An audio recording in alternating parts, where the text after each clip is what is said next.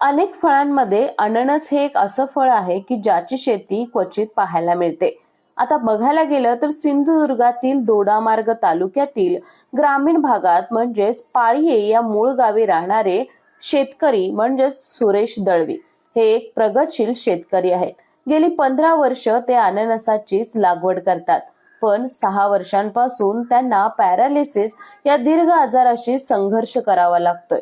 पण शेतकरी म्हटल्यानंतर आपलं शेत आणि आपलं पीक यामध्ये त्याचा जीव अडकलेला असतो आणि म्हणूनच पिकावर जीवापाड प्रेम करत आपल्या आजाराशी झुंज देत त्यांनी 150 एकर क्षेत्रामध्ये अननसाची यशस्वी लागवड केली आहे.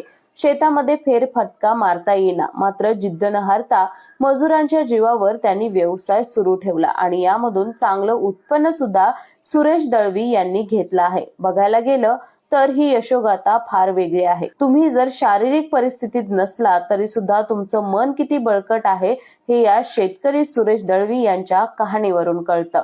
सुरेश दळवी यांनी कधीच हार मानली नाही. आपल्या अननसाची शेती जशी आधी फुलायची तशीच आताही ते फुलवत आहेत.